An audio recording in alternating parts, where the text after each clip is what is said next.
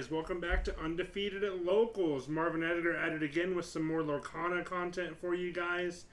Got some gameplay up, got some unboxing, some market watch, and now the evolution continues. We're going to show you guys a deck profile today. What do we have here for him, Edgar? We got the Steel Saphire control ramp deck. Absolutely. Resource building. Yep, we got some ramp, got some tempo. I've been playing this deck really since the reveal started happening. Started as just like the starter deck cards. As we got more reveals, started upgrading it. Now we have it built physically. Been doing very well. Haven't dropped a game at Locals yet. Dropped a few games online to like Ruby Amethyst, and we'll go through like kind of some of the plays that you can make into the meta deck of the format. But we'll get into it. This guy is, we're going to start with all of our characters. We'll go from the lowest cost up here for you guys.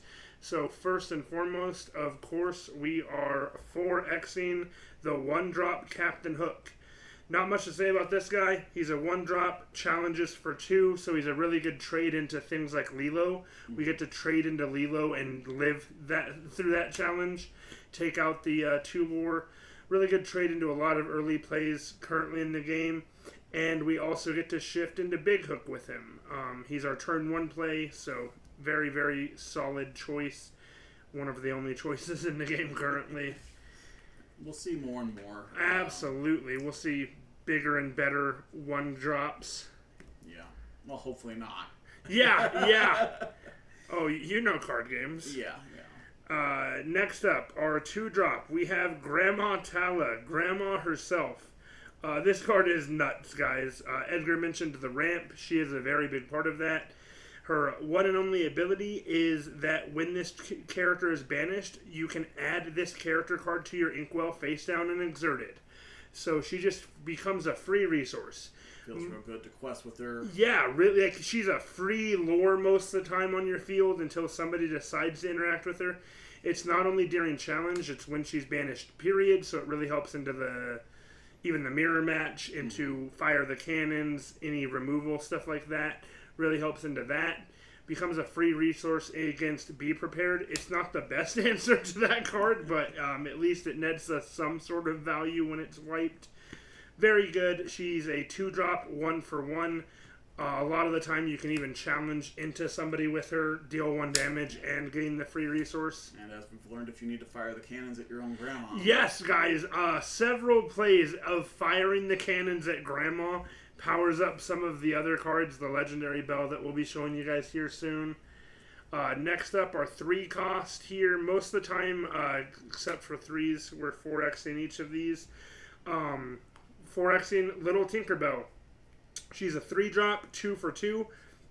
Battle plans, we can exert her to pay cost to draw a card and then discard a card. So she's a super good looter in the game. One of the better ones. Again, we can also use her to shift into Big Tink that we'll get into later, which is a very, very good play. She's honestly just always a problem on the field. She's a 2-4, so even trading into 1-drops with her is not the biggest feels bad in the world. And she's hard to kill when we exert her for cost. And it's something that the opponent does want to take out. Yeah, you have to commit some resources. Yeah, absolutely. And it's definitely a target on the field. It's a free loot every turn. Very, very good card. Next up, continuing the ramp, we have 4 of the Detective Mickey 3-drops. It's a 3-drop, 1-for-3. And he has an on-play effect of adding the top card of your deck to your Inkwell face down and exerted. So again, our turn 3 play, if Mickey's our turn 3 play, we're doing so well. Yeah. He is such good turn 3, turn 4, really just helps ramp up the resources to play our higher value targets. He's a 1-for-3, makes sense. His ability's too good for him to actually be decent at challenging anything. But he is a free lore late game, so something that your opponent doesn't want to waste a resource on, but kind of has to if there's several of him out there. It turns on your turn 5, turn 6. Yeah, much faster. 100%. We get to play like our 6-drops so much earlier with several of these guys out on the field. Very, very good card. Next up, we are running 2 of the 4-drop Captain Hook. He's a 4-drop, 3 for 4. And then this guy has a super crazy on playability of adding a copy of Fire the Cannons from our discard pile to our hand. We'll get into that a little bit later, but most of you already know Fire the Cannons is a 1-drop action card that target deals 2 damage to an opposing character, which is very, very good. The whole deck is about ramp and removal. Fire the Cannons is a big part of that, so this just recurs that. A lot of crazy plays that you can make of firing the cannons and then playing the 4-drop, picking back that Fire the Cannons, fire it again. Super, super good plays. Yeah. Turns your 1 damage making into a potential 5 damage. Yes, yeah, exactly. Turn. Super crazy. Makes Fire the Cannons deal 4. Next up are 4-drops. We only have 1 of them, and of course it is the legendary Belle. This is generally how we win the game, honestly. She's a 4-drop, 2 for 4. She has read a book, so she allows us to dunk a second card out of our hand into our inkwell. It does have to have an actual inkable thing. We have to reveal it to our opponent. But 2 ink per turn is still insane. And then she has my favorite part. While we have 10 ink in our inkwell, this character gets +4 lore. So we're questing for 5 every turn. This is literally 10 out of 10 times always your opponent's target. Ruby Amethyst is trying to use Elsa to exert her so they can Maui her. People are just going to be coming after this card. We have ways in the deck to protect some of it, but yeah, we definitely don't want to just willy-nilly throw this out there, as it will be being targeted every turn. But it is our best win condition. Questing for 5 lore off of 1 character is game altering. Yeah. Absolutely crazy. Next up, we have our 5 cost. First up, we have 5-drop Captain Hook, like we were talking about earlier. This character is very, very good, especially when we're shifting into him via the smaller hook. He's a 5-drop, 2 for 5, but he shifts for 3, so we shift when challenge. Shifts for 3, so we shift onto little Captain Hook, and then he has Challenger 3 as well. So when we're challenging, he's actually a 5 for 5. And then he has an ability that says characters with cost 3 or less can't challenge this character. That's pretty solid, but honestly, we're just playing him because he's a 5 for 5, so he trades into Maui really easily. Yeah. Generally, Maui's already attacked something as he enters the field, so he's probably at 4 to 5 health at that point. So then Captain Hook is a 1-for-1 trade into Maui. Maui is such a big target in the game that I am down to sack 1 guy rather than 5 of them to try to take out that presence on the field. So yeah, very, very good into the Ruby Amethyst matchup, and really the entire reason that we're running him is to trade with some of the bigger threats in the game.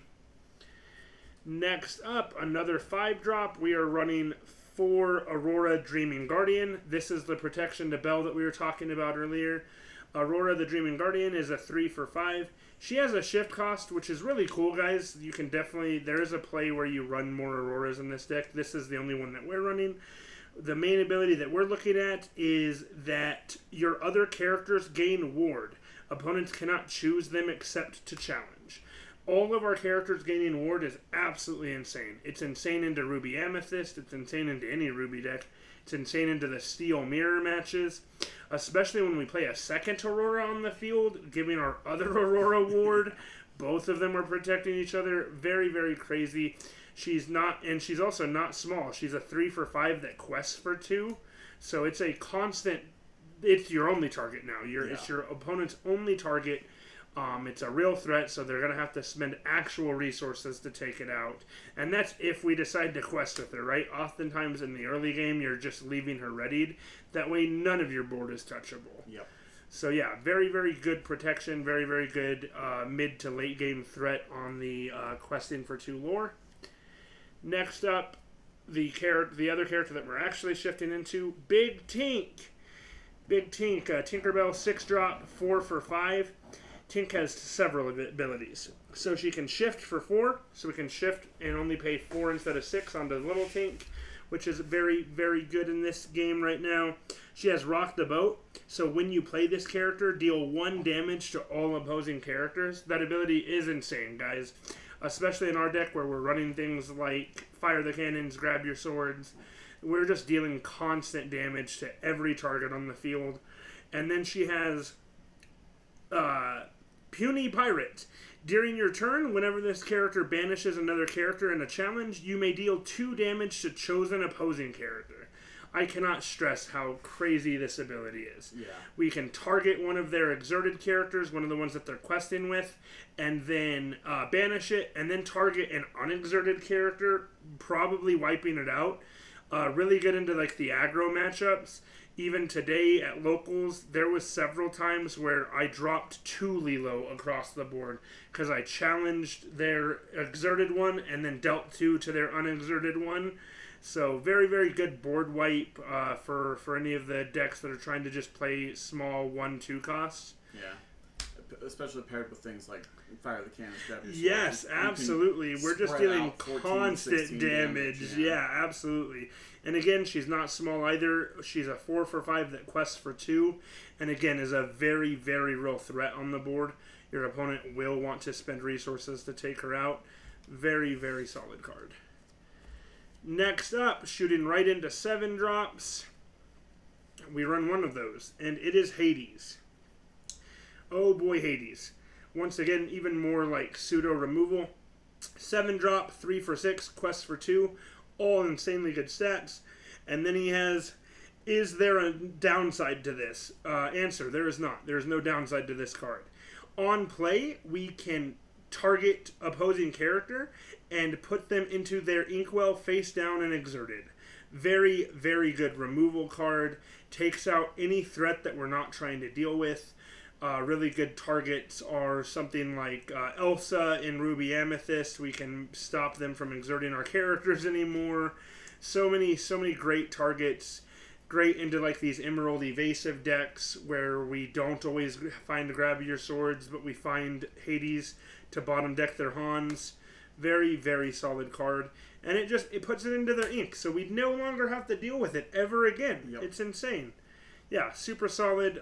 Again, late game, we quest him for 2, and he's a 3 for 6. It's going to require everything or an action card to get rid of this guy. Yep. And if they're using the dragon to target him, we're in probably in a pretty good spot. That's it for the characters, guys. The next ones up, we have our actions. First up for Steel, we're running 3 Fire the Cannons, as we talked about earlier. This is a 1-drop and just deals 2 damage to chosen character. Super good. So good in the early game. The amount of times I've played this on turn 1 to just completely wipe away their turn 1 is insane. Very, very good tempo card in the early game. Late game, it doesn't hurt when we draw it. Sometimes, Grab Your Swords will leave them at 1 or 2 and Fire the Cannons will finish it off. So it's pretty good there. But yeah, super, super good 1-drop action card. Next up, we are running on Sapphire's side 3 Develop Your Brain. This card's insane. 1-drop, look at the top 2 cards of your deck, put the one into your hand, and put the other at the bottom of your deck. Pseudo draw a card, and we get to even peek at what it could have been. Super, super good. Very good early game play to try to find some of the either cards that we can ink, look for our bells for later in the game, look for our tinks. Super good card to just search for answers that we need mid to late game as well. Really solid to just be able to, look at the top 2 cards of your deck. Yeah, Seems to be a crazy ability. Is important for every deck in the game. Absolutely. Next up, more removal. We're running 4 Smash. This is the card that we actually just changed in the list here recently after fighting Emerald. This card's very good. 3-drop, deal 3 damage to chosen character. Card is super, super good into things like Emerald, even things like Amber, trying to play like the slightly bigger guys. Anything with evasive is like a very big deal in the game right now. Definitely want this to be able to target those threats that we are unable to challenge. Anything that has ward, we need to be able to find a way to make them exert those characters, take out every other character on the board. This is how we do that. Super, super good. Just deal 3 damage appears to be insane. Yep. Next up, our biggest removal piece. Grab Your Swords. 5-drop. deal 2 damage to every opposing character. Very important part of this card is that a 5 cost or more character can sing it for free, guys. Insane. So we can shift into Big Tink, have Big Tink sing this song for free, deal 2. So we've now dealt 3 damage to each opposing character, which is absolutely crazy. Most often it's a board wipe, more often than not. Yeah. Clean up whatever you have left with cannons. With cannons and actually challenging them. Against Amber, it's almost always a board wipe. They're trying to play a bunch of 2-cost little 2-lore Lilos. Yeah, so can't stress enough, this card is super important to our overall game plan. Next up, another 5-drop action song, and really the entire reason the deck works. A Whole New World. It truly is a whole new world when we play this card. Again, a 5-cost character or more can sing this song for free. Absolutely insane, with Tinkerbell, Aurora, Captain Hook all being able to sing this for free. It is each player discards their hand and draws 7 cards. It's a very good ability for both of us, right? Giving our opponent 7 cards seems like not the play. When you realize how much of like a ramp tempo deck this is, giving them 7 cards is almost never going to matter in this situation because we're going to have played this for free. We still have our 12 ink readied. We're going to play the entire hand that we draw and ask our opponent if they have an answer to it, or else we're going for game next turn. Super good card. This card does not feel bad to play on almost any state of the game. You can get this out early if you have to, if we didn't draw the nuts. We can wait and draw all of our removal late game and let our opponent ramp to that 12, 13 lore and then just never let them have another penny. Yep. Very, very solid card. Is the entire ramp part of the deck. We're just going to immediately get ahead as soon as we play it. Next is another 5-cost action song in Let It Go. Let It Go is, again, more pseudo-removal. We're able to sing it for free, which is, again, very solid. And we're able to choose a character and add it to their inkwell face down and exert it. So, again, we're just taking out heavy threats with this. Taking out things like the Queen when Ruby Amethyst is just trying to use it to draw 8 million cards. Mm-hmm. Get to bottom deck a lot of threats. If we don't want to expend a ton of resources on Maui, we get to just add Maui into their inkwell. Very, very good into a lot of different matchups. Very, very good into this matchup when we get to target Aurora and bottom decker. That way none of their characters have ward. Yep. So, yeah. Super good song there. And then the last card in the deck is the one item that we play, Beast Mirror. Unfortunately, this is like the one like consistent draw power in the in the Steel or Sapphire ink right now. 2-drop item, and it just says "Show me." We get to exert it, exert 3 ink, and draw a card only if we have 0 cards in hand. So this card is very good when we're to the point of top decking in the game, especially since in this deck, once you're top decking, you probably have anywhere between like 8 and 12 ink. So whatever you're drawing with this, you're probably just going to play out immediately or ink it again. So very solid card. That's the deck, guys. Getting into like the matchups a little bit. Honestly, the deck feels really solid into a lot of things. Of course, like the big bad of the format right now has been and remains to be Ruby Amethyst. I'm not gonna lie, the matchup's not great, right? Of course, it's not great for anybody. Yeah. Be prepared. There's really no card that counters that card. There's no card that counters a board wipe. We do have things that mitigate it a little bit. Like I said, A Whole New World is even great for that. It stops. Not only does it let us ramp, but it also stops our opponent from being able to sculpt those cards against us, right? It stops them from finding their to be prepared, and then we just tell them to discard them. Yes, they can draw back into the answer, but unfortunately that's not something that we get to worry about in this deck. Yeah. We just have to press the button and hope it doesn't happen.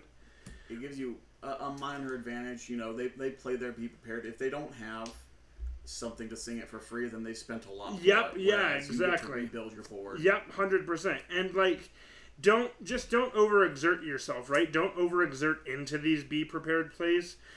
Don't draw 3 bells and play them all just to have them be prepared. Yeah. Don't do that. Play a couple big threats. The deck is really good at playing 2 big threats and then just questing for 4 ink a turn, right? Until you can do it.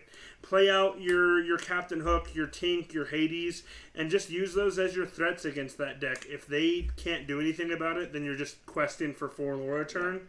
If they do something about it, then we can start ramping back up again. And yeah, guys, that's it. That's the deck. Again, just you're controlling your opponent's board, ramping up to these bigger plays like Hades. Bell is almost always going to be your win condition. Catch us next time for our next deck profile. Edgar's been playing the Princess deck, so catch us next time for that one. Peace.